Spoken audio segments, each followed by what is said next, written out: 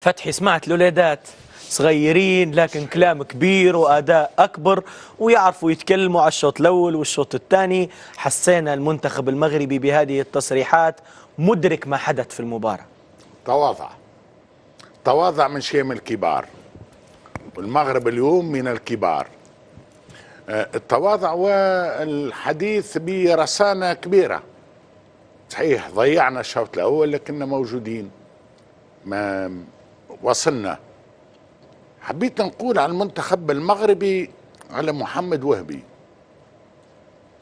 من المحلية في 15 يوم إلى العالمية أسبوعين. شكون كان يعرفوه في المغرب. احنا في تونس مثلا، ورغم اني قراب ونتبعوا المنتخب المغربي، شكون هالمدرب الجديد نتاع معناه نتاع الشبان نتاع كذا، كنا نتوقع انه اضطراري بالطبع. قبل 3 أشهر قبيله انت تقول اعطيت سؤال، كل سؤال نتاعك حل كتاب. صحيح. قلت له المقارنات بين الرقراقي ومحمد وهبي، انا اعطينا واحد منهم يزي، مش لازم الزوج، مش مقارنات.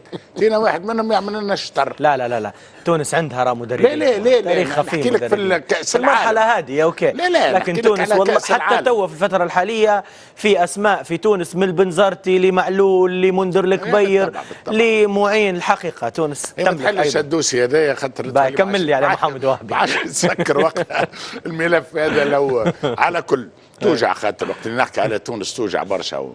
على كل اللي حبيت نقوله، تغزر محمد وهبي تقول هذايا فنان ولا هذايا استاذ ولا هذايا محاضر، ما تقولش مدرب. والتاكيد جاء من تصريحات، والتاكيد كحلينا الكتاب عليه. حبيت نقرا انا شكون هذا. كان مدرس ما لعبش كوره، راه قرا كوره. الكوره تتقرا، حل كتب وقرا وتبع وقال لك بين الشوطين حطينا الفيديو وفهمنا اللعبه.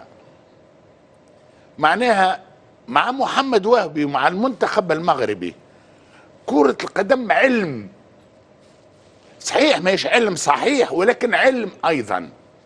وبالتالي تقول ما عادش نتفاجئ الان وقت اللي نشوف المغرب لوين يوصل. اول حاجه معناها ذكرتها البارح وقت المنتخب المغربي سجل الهدف الاول، وحسيت بالبدنيه الانتعاشه. نقصد هبط سفيان مرابط. صحيح، هو هبط سفيان مرابط، وقلت لهم هبط الشخص اللي يلزم يكون موجود، لانه سفيان مرابط عمل 50 مخالفه. هو ما شاء الله، لانه النسق نتاع المنتخب نتاع كندا يحتاج رتم صحيح، يحتاج رتم بدني. يعني انا كنت نتمنى ابراهيم دياز يخرج ويدخل سفيان مرابط. اخرج ظل عز الدين وناحي، خرج بوعدي ومن بعد خرج عز الدين وناحي. التبديلات ايضا لها طابع، ان الخوف من الحكم والخوف من البطاقات الصفراء. لا، الخوف من صحيح. كل شيء، ودون الخوف من نتيجه المقابله، لانه التغييرات تخرج عز الدين وناحي مسجل لك 2 أهداف وهو في قمه النجاعه. ما لازمك تعرفها.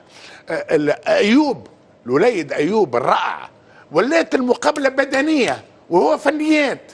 وريت محلاه الوليد صغير نتاع فنيات نتاع كذا، نتاع جلباب ودنيا. هبط شكون؟ هبط لهم محارب. لكن راهو مجرم في الملعب، راهو محارب، راهو بوعدي، راهو ما يغركش، راهو الشعارات وكذا. مباراة البرازيل فتكهم على بعضهم. مجرم محترم. الحقيقة أنا نحب سفيان مرابط. ريتنا كيف يوقف لي على المصطلحات نتاع الحقوقيين. مجرم محترم. أما سفيان مرابط ما شاء الله قوة بدنية كبيرة، ويعطيك ارتياح في وسط الميدان. راهو على اليمين على اليسار، على اليمين على اليسار. ثم وقت اللي ولات الحرب بدنية، سفيان مرابط كان ضروري انه يكون موجود. يظهر معناه جلادياتور، اي جندي. اذا شوف، المغرب تتعامل مع المقابله حسب المجريات نتاعها.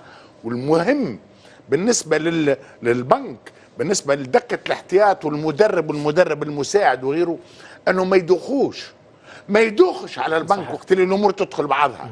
ما يدوخش على البنك وقت اللي يسجل هدف يقول اي نفرح، لا، وقتها يفكر.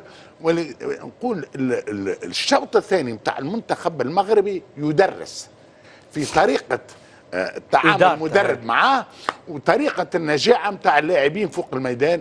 عز الدين وناحي مسكين مظلوم. 2022 كنت ننتظره في ريال مدريد ومان سيتي، وشوف يعاود يرجع بعد 4 سنوات بنفس المردود نتاع 2022. إن شاء الله. وكثير من العروض بكل تأكيد يتلقاها أناحي في هذه الفترة. هذا الحديث عن الفضل المؤسساتي للكرة المغربية يأتي بعد تكرار سيناريوهات ماضية كنا نتوقع بأن هي مفاجئة. قبل الحديث مع جمال عن سؤال أتمنى أن تكون مستعد له، أسأل مصطفى محمد وهبي، هذا ترهيب ماشي ترغيب.